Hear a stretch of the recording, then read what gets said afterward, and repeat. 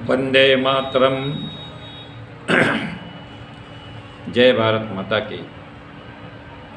सर्वे भवन्तु सुखिनः, सर्वे सन्तु निरामयाः, सर्वे भद्राणि पश्यन्तु, माँ कश्चित् दुःखात् भवेत्। प्रिय साथियों, आपके साथ में मैं डॉक्टर अनिल कुमार सिंह अनल, माँ आदिशक्ति का पुत्र, एक बार फिर आपको जागरूक करने और एक विशेष विषय पर बात करने के लिए आपके समक्ष उपस्थित हुआ हूँ। दोस्तों, बहुत दिनों से बहुत सारी बातें हैं। आज एक विशेष दिन है। आज है 12 जनवरी 2021।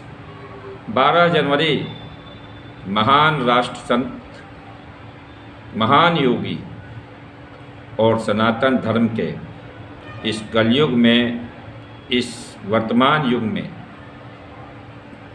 एक तरीके से ध्वजवाहक स्वामी परम पूज्य स्वामी विवेकानंद जी, जो स्वामी रामकृष्ण परमहंस जी के अनन्य शिष्य थे, उनकी आज जयंती है और राष्ट्र इसे राष्ट्रीय युवा दिवस के रूप में मनाता है। इस देश के समस्त युवाओं को राष्ट्रीय युवा दिवस और समस्त नागरिकों को स्वामी विवेकानंद जी की जयंती की कोटि कोटि बधाइयाँ। आज के दिन स्वामी विवेकानंद जी को जागृत करने की जरूरत है। हर युवा में, हर भारतीय में उन्होंने स्वदेशी, स्वाभिमान और स्वतंत्रता, इन 3 चीज़ों पर बड़ा ध्यान दिया। उन्होंने सत्य और सनातन के संधान पर भी बहुत जोर दिया। आज जो लोग स्वामी विवेकानंद जी की बात करते अघाते नहीं हैं, उनके लिए एक बात कहूँगा मैं। स्वामी विवेकानंद जी पर बात करने की जरूरत नहीं है, उनको फॉलो करने की ज़रूरत है, उनका अनुसरण करने की ज़रूरत है। स्वामी विवेकानंद जी भारत के वह संत हैं जिन्होंने विदेशों में और दुनिया के सभी देशों में भारतीय संस्कृति, सनातन संस्कृति को स्थापित करना और पुनर्जीवित करने का काम किया। सपेरों, जादूगरों और भिखमंगों का देश कहलाने वाले इस देश को उस गुलामी के दौर में समस्त विश्व में एक ऐसी प्रतिष्ठा दिलाई और इस देश के जनमानस को ऐसा झकझोड़ा कि यह देश उसके लिए अनादिकाल तक महान योगी, महान स्वतंत्रता सेनानी, महान क्रांतिकारी और महान संत विवेकानंद जी को याद करता रहेगा, उन्हें अपने सदा सुमन अर्पित करता रहेगा। दोस्तों, इस युवा दिवस पर मैं उन सभी युवाओं से, युवा माने जिनका दिल युवा है, जो कभी थकते नहीं हैं, जिनके अंदर राष्ट्रभक्ति की चेतना खड़ी है, जो समस्त विश्व को एक परिवार के रूप में देखते हैं, समस्त सृष्टि को उस परम परमेश्वर की कृति मानते हैं और यही कारण है कि उसकी रक्षा के लिए सदैव तत्पर रहते हैं। चाहे वो प्रकृति हो, चाहे वो जीव हो, जंतु हो, दानव हो, मानव हो, हम सबकी रक्षा के लिए तत्पर हैं। ऐसी सनातन संस्कृति हमारे लिए क्रूरता की कोई जगह नहीं, हमारे लिए हिंसा की कोई जगह नहीं है, परंतु ये याद रखिए, धर्मो रक्षति रक्षिता, धर्म अपने रक्षा करने वाले की रक्षा करता है। हमने धर्म को त्यागा, धर्म ने हमें त्याग दिया, हमारा पतन हो गया और विश्व के नायक पुनः जो है पतन के गर्त में गिरते जा रहे हैं। दोस्तों, मैं आप लोगों से एक विशेष बात करना चाह रहा हूँ। आज समस्त राष्ट्र को गुमराह किया जा रहा है। समस्त विश्व में एक पूंजीवादी चेतना का प्रचार प्रसार और महिमा मंडन किया जा रहा है। पूंजीवादी माने कौन? पूंजीवादी माने वह जो किसी प्रकार से पूंजी की व्यवस्था करते हैं। वह पूंजी लगाएगा, वह पूंजीपति कहलाए। पूंजीपति को अपने पूंजी के एवज में लाभ का हक है, लूटने का हक नहीं। अब हजारों करोड़ लाखों करोड़ की जो संपत्ति खड़ी है वो उनके अंदर समाई नहीं जा रही, उनके अंदर अट नहीं रही है। देश को यह विचार करने की आवश्यकता है कि वो पैसा किसका है। कोई टकसाल किसी के पास नहीं, नेता के पास, मंत्री के पास, अधिकारी के पास या किसी के पास। फिर वो पैसा कहाँ से आ रहा है? और एक झूठ फैलाया जा रहा है। किसान रहमो करम पे जिंदा है, मांग कर खाता है, देश के लोगों को उसको सब्सिडी दी जाती है, यह सब कह करके किसान का अपमान किया जा रहा है, जवान का अपमान किया जा रहा है जो किसानों के घर से आता है, और पूंजीपति का महिमा मंड, ताकि यह देश किसी प्रकार से पूंजीवाद की चपेट में लाया जा सके, उसे बेचा जा सके और देश पर देसी विदेशी पूंजीपतियों के एकीकृत समूह का जो है वह कब्जा करवा करके देश को पुनः गुलाम बना दिया जाए। आज सेना द्वारा गुलाम करने की जरूरत नहीं है, केवल पूंजीवाद के माध्यम से गुलामी की पराकाष्ठा तक पहुंचा जा सकता है। यह बिल्कुल उसी प्रकार से है, उसी प्रकार के लोग आज हैं उनके पक्ष में जिन्होंने किसी समय जब ईस्ट इंडिया कंपनियां आई होंगी, फ्रांस की, डच की ईस्ट इंडिया कंपनी और ब्रिटेन की ईस्ट इंडिया कंपनी, तो उन्होंने भी यही दलील दी होगी कि इससे देश का विकास होगा, रोजगार होगा, और फिर उस ईस्ट इंडिया कंपनी ने जो है भारतीय लोगों को भर्ती किया होगा और धीरे धीरे भारत पर कब्जा कर लिया होगा। आज पुनः एक बार वही गलती दोहराने का प्रयास हो रहा है। देश की समस्त संपत्ति, जनता की समस्त संपत्ति उनको बेची जा रही है, किसी प्रतिरोध को नहीं माना जा रहा है, किसी की दलील को नहीं माना जा रहा है। देश की स्वतंत्रता, स्वावलंबन और स्वाभिमान के साथ समझौता किया जा रहा है। अंतिम शस्त्र रह गया है किसान और उसकी ज़मीन जिस पे इनकी नज़र है। यह जान गए हैं कि इतना रिसेशन ला करके कोरोना के नाम पे समस्त राष्ट्र को, सारी दुनिया को बंद करके भी अगर पूंजीवाद बर्बाद नहीं कर सका है तो उसका कारण है यह मेहनतकश किसान और उसके बेटे और इस देश की मेहनतकश जनता, जिसने इस अर्थव्यवस्था को डूबने नहीं दिया। इसलिए उन्होंने कहा अच्छा तो अब तुम राष्ट्र को किसानी के बल पर बचाओगे तो हम तुम्हारी किसानी ही छीन लेंगे। दोस्तों, एक बात को मैं आपसे बात करना चाहता हूँ, आपको समझाना पाता हूँ। इस देश में किसी पूंजीपति, किसी व्यापारी, किसी उद्योगपति ने एक पैसा टैक्स नहीं दिया है, ना कोई एक पैसा टैक्स देता है। फिर टैक्स कौन देता है? टैक्स देता है उपभोक्ता। पूंजीपति पूंजी लगाता है, श्रमिक नियोजित करता है और किसान के ही उत्पाद को, अधिकतम जितने भी उद्योग हैं वो कृषि उत्पाद आधारित हैं और उसमें काम करने भी वही गरीब किसान चला जाता है। उसके उत्पाद को ले करके, कूट के, पीस के, छान के, पैक करके, प्रसंस्कृत करके उसको अलग अलग चीज़ें बनाई जाती हैं और उन्हें बाज़ार में बेच करके बृहत्तम, बड़े से बड़ा लाभ पैदा किया जाता है, जिसमें किसान की कोई हिस्सेदारी नहीं होती, जवान की कोई हिस्सेदारी नहीं होती। लेकिन होता क्या है, जब यह उसकी बजटिंग करते हैं, उसकी कॉस्टिंग करते हैं, कॉस्ट अकाउंटेंसी एक प्रक्रिया है, उसे जो लोग पढ़े होंगे वो जानते होंगे, तो उस समय में लाभ जो जीएसटी और दूसरे कर हैं उन करों को समावेशित किया जाता है और जो इनकम टैक्स उसने देना है वो भी समावेशित रहता है। कोई इनकम टैक्स नहीं देता, वो सब कुछ जोड़ करके किससे वसूलता है? जनता से, उपभोक्ता से, उस किसान से। यह पूरे खून पसीने की कमाई उस किसान की है। अगर आज किसान का उत्पाद ना हो तो देश में कोई उद्योग धंधा ना हो। गाड़ी पर चढ़ेगा कौन? जो जीवित होगा वह। बिना भोजन किए गाड़ी किस काम? बिना भोजन किए या हवाई जहाज किस काम का? इस पूरे शरीर का पालन पोषण सब किसान करता है। मैं एक ही बात कहूँगा, कहता रहा हूँ दोस्तों, सारा टैक्स जनता भरती है, सारे करों का बोझ जनता के ऊपर है और इस देश में सांस लेने पर भी टैक्स है प्रदूषण सेस के नाम पर, पॉल्यूशन सेस के नाम पर। शिक्षा के लिए शिक्षा का सेस है, किसान के लिए एग्रीकल्चर सेस है। पैसा तो सब जनता दे रही, कौन किसको क्या दे रहा है? किसान दे रहा है, वसूल करके हमारा, और उसका एक टुकड़ा फेंक देते हैं जनता की तरफ और 90% खुद खा जाते हैं। यह है इस शोषण का आधार।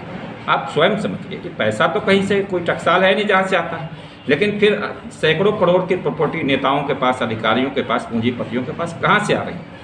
वह किसका पैसा है? वह जनता का पैसा है। आज इन्होंने जनता के मर्म पे और देश की स्वतंत्रता पे आघात किया है, क्योंकि किसान ही देश की आत्मा है। और इस देश की आत्मा को समाप्त करने का प्रयास एक घृणित प्रयास है। यह देशद्रोह है। इसका प्रतिकार हर स्तर पे होना चाहिए। व्यापारी भाइयों, आपका अधिकतम व्यापार कृषि से जुड़ा हुआ है। कृषि को मरने मत दीजिए, वरना आप भी बर्बाद हो जाएंगे। मैं यह कहता हूँ, जो बड़े बड़े हजारों लाखों करोड़ के मालिक हैं, पूंजीपति, आपने देश को भले ही लूट के संपत्ति बना दी हो, लेकिन अगर जरा भी शर्म हैया और इंसानियत बाकी है तो भैया जाकर के इंफ्रास्ट्रक्चर में इन्वेस्ट करो। बड़ी बड़ी चीज़ें बनाओ, बहुत आविष्कार करना है इस देश में, रिसर्च एंड डेवलपमेंट में इन्वेस्ट नहीं होता, उसमें इन्वेस्ट करो।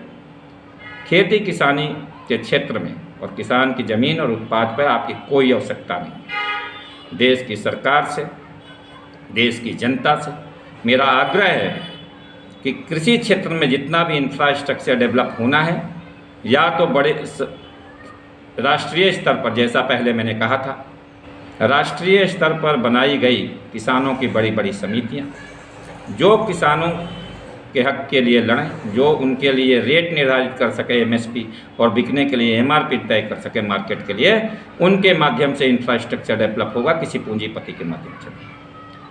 देश के एक पैसे का निश्चित प्रतिशत किसानों के हित के लिए जाना चाहिए, उनके बच्चों के हित के लिए जाना चाहिए। और जितने भी कृषि आधारित उद्योग हैं, जितने भी कृषि प्रोडक्ट से आधारित उद्योग हैं, चाहे वो कपड़ा उद्योग है, चाहे वो मसाला उद्योग है, चाहे वो बड़े बड़े रेस्टोरेंट्स, होटल्स हैं, और बहुत सारी चीज़ें बनती हैं, रंग रोगन, केमिकल से लेकर हर चीज़, जड़ी बूटी, दवाइयाँ, हर चीज़ किसान का उत्पाद है।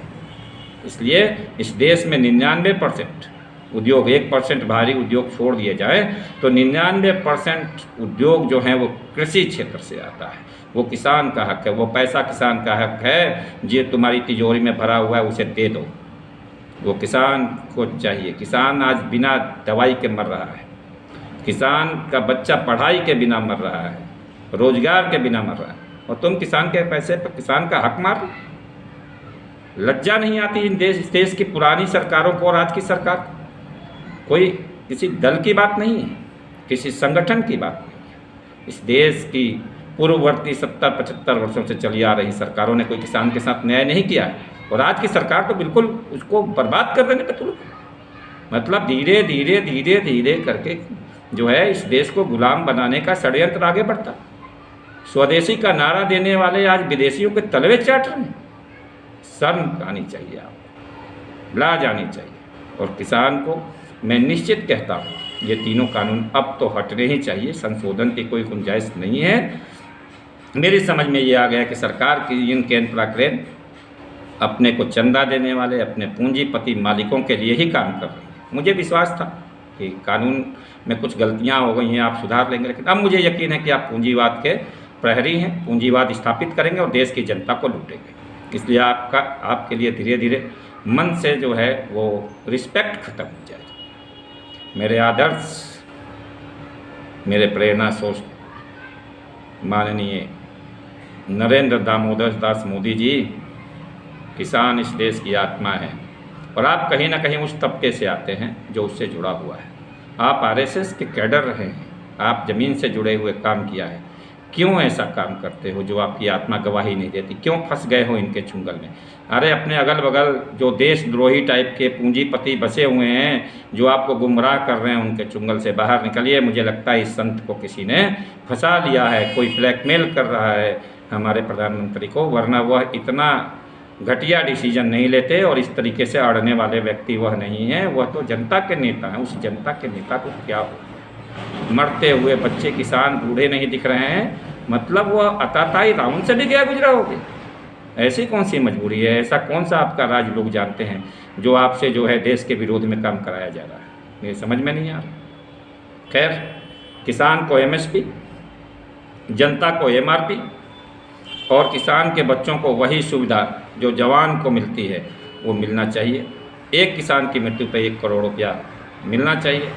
यह देश किसान चला रहा है। मैंने एक उदाहरण फेसबुक पर और अपने सभी अकाउंट्स पर डाला है उन लोगों के लिए जो कहते हैं किसान तो व्यापारी है, वह अनाज बेचता है। किसान व्यापारी नहीं है, किसान इस देश का, इस दुनिया का अन्नदाता है। आपको पाल रहा, आपके पोस रहा, उसके बच्चों का और उसका हक खा करके आप पल रहे हैं और लंबी लंबी हाँक रहे हैं। 1950 का आधार वर्ष मान करके आप देखें, 1 रुपये किलो चावल, 1 रुपये मजदूरी, 1 रुपये 1 बोरी सीमेंट और एक जवान की तनख्वाह 45 रुपये, मंत्री जी की तनख्वाह 175 रुपये।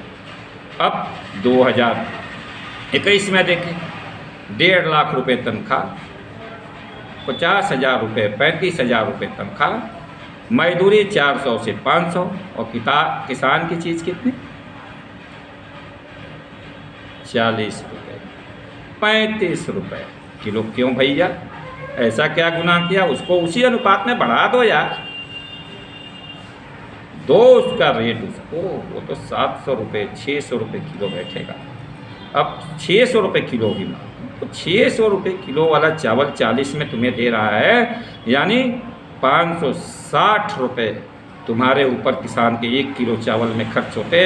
हर परिवार जोड़ ले कितना चावल, कितना गेहूं, कितना आटा, कितना दाल, कितना मसाला खाता है, और उस हिसाब से 1200 किलो वाला जो हल्दी है वो आपको 200-250 रुपये किलो मिल जा रही है। तो 1 किलो हल्दी पे 800 रुपया आपको वो भी खिला रहा है किसान, यानी वो अपने सीने का, अपने हक का पैसा आपको दे रहा है। आपके शरीर में जो लगा है अन्न, जल, और जिस लंबी लंबी जुबान से आप उसके खिलाफ बोल रहे हैं, उस सब का निर्माण उस किसान के हक के पैसे से हुआ है। वो अपने बच्चे का करियर, अपने बच्चों की शिक्षा और अपने परिवार का स्वास्थ्य, अपने बेटी की शादी का पैसा आपके शरीर पे लगा रहा है। अरे कुछ तो लाज शर्म करो यार। हम किसान के लिए, मैं स्पेशल और मेरे जैसे करोड़ों हिंदुस्तानी जो किसान हैं, वो इसकी मांग करते हैं कि किसान को उसका हक दीजिए। किसान जवान की तरह इस देश के लिए खट रहा है, उसके लिए मेहनत कर रहा है, उसको खिला रहा है और करोड़ों हिंदुस्तानियों को कृषि मजदूर के रूप में नियोजित भी कर रहा है। सबसे ज़्यादा नियोजित करने वाला जो सेक्टर है वो किसान, कृषि सेक्टर ही है। हम किसी भी कारपोरेट को नहीं आने देंगे। हाँ, मैंने पहले कहा था, हम कैसे कर सकते हैं, समस्या का समाधान है दोस्तों, कैसे किया जाए, इस समस्या का हल क्या है?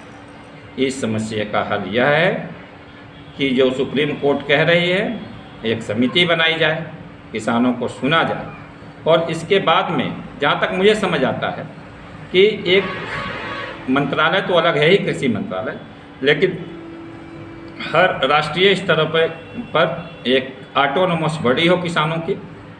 वह ऑटोनोमस बॉडी राष्ट्रीय, प्रांतीय, जिला, ब्लॉक और पंचायत स्तर तक किसानों को हो। हर किसान राष्ट्रीय समिति, प्रांतीय समिति, डिस्ट्रिक्ट समिति और पंचायत समिति का मेंबर हो। यही समिति यह तय करे कि किसानों ने क्या बोना है, कब बोना है, उसके उत्पाद का राष्ट्रीय स्तर पर क्या कीमत होना चाहिए, अंतर्राष्ट्रीय स्तर पर वह उत्पाद कैसे जाएगा, और वह समिति ही तय करेगी कि किसान का उसी समिति के अंदर में इंफ्रास्ट्रक्चर का डेवलपमेंट हो किसान के पैसे से, और प्रसंस्करण किसान के सारे उद्योग का। अब मैं नहीं कहता कि तुम्हें हम पकौड़ा और चाट बेचने देंगे, मैं ये भी नहीं कहता, क्योंकि तुम गाली दे रहे हो। तुम क्या टैक्स देते हो? किसान खाता है, तुम उसमें से प्रॉफिट भी कमाते हो, और उसी पैसे से तुम जा करके सरकार को एक टुकड़ा फेंकते हो। हमारे पैसे से फेंकते हो, तुम्हारे घर का पैसा नहीं है, तुम्हारे बच्चों का हक का पैसा नहीं है। तुमने क्या किया? हम भैया अपना समोसा खुद बना लेंगे, किसान खुद बना लेगा, किसान खुद कूट पीस करके मसाला बेच लेगा, किसान खुद कुरकुरे और मैगी और नूडल्स बना लेगा। तुम्हारी कोई जरूरत नहीं है, मुझे किसी पूंजीपति की जरूरत नहीं है। FMCG में कुटीर उद्योग चाहिए, किसानों के बच्चे ये सब छोटे छोटे उद्योग लाएंगे, ये खदौना फदौना सब बना लेंगे, अगरबत्ती से लेकर के हर चीज़। उसमें किसी भी बड़े उद्योगपति और किसी भी बड़े पूंजीपति को घुसने नहीं देंगे। ये आल माल टाल सब हटाइए अपना। हम किसी भी पूंजीपति वर्ग का जो है मॉल बिल्कुल पसंद नहीं करेंगे। अब किसान अपने मॉल खड़े करेगा, यह जरूरी है। इसके लिए इस समिति का गठन। किसान भाइयों सशक्त बनिए, एक बनिए, फूटिए मत। मैं देख रहा हूँ कि कुछ लोग जो है दलीय निष्ठा के कारण टीवी पर आ करके झूठ छाठ बोल रहे हैं, ये कानून हमें फ़ायदे का है। तुम्हारे किसी फ़ायदे का नहीं है, शर्म आनी चाहिए तुम्हें। तुम कुछ वो किसान नेता अपने किसान साथियों के साथ, किसान वर्ग के साथ जो है द्रोह कर रहे हैं, जनता के साथ में धोखा कर रहे हैं, जो कह रहे हैं कि यह कानून किसी के पक्ष में। कालाबाजारी और जमाखोरी न देश हित में है, न राष्ट्र हित में है, न किसान हित में है, न किसी के हित में। और काला बाजारी और जमाखोरी किसके हित में, ज़रा कोई भी बताए। शर्म करो, शर्म करो, शर्म करो। देश के वासियों, किसान इस देश की आत्मा है और किसान ही इस देश को खिला पिला रहा है, वही अन्नदाता है। यह याद रखिए, अन्नदाता मजबूत है, देश का उद्योग धंधा, स्वाभिमान, स्वतंत्रता और स्वावलंबन मजबूत है। हर घर में एक कुटीर उद्योग की आवश्यकता है। मेरे हर युवा साथी मेरा अपना भाई भतीजा है, मैं उससे आग्रह करूंगा, किसी दल के, किसी बल के, किसी संगठन के और पूंजीपतियों के, दलालों के गुमराह करने पर मत आएँ। अपना स्वयं का छोटा छोटा हेल्प ग्रुप बनाएं और उस हेल्प ग्रुप को बड़े हेल्प ग्रुप से जोड़ें। मैं आपकी मदद कर सकता हूं अगर मेरी कहीं पर भी ज़रूरत है। 24 घंटे मैं किसान संगठनों के साथ, समाज सेवी संगठनों के साथ खड़ा हूं। जिस भाई को जब भी मेरी ज़रूरत हो मुझसे संपर्क कर सकता है। मेरा नंबर है 8083477407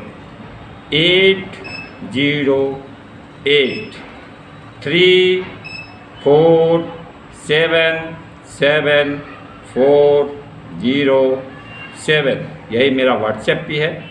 मैं इस समस्त सिस्टम को डेवलप करने में अपने साथियों का, अपने भाइयों के साथ कंधे से कंधा मिलाकर चलूँगा और यह प्रयास करूँगा कि किसानों को उनका हक मिले, किसान सुखी और समृद्ध हो और यह देश सुखी समृद्ध। याद रखिए, किसान जब तक सुखी और समृद्ध नहीं होगा, यह राष्ट्र सुखी और समृद्ध नहीं होगा।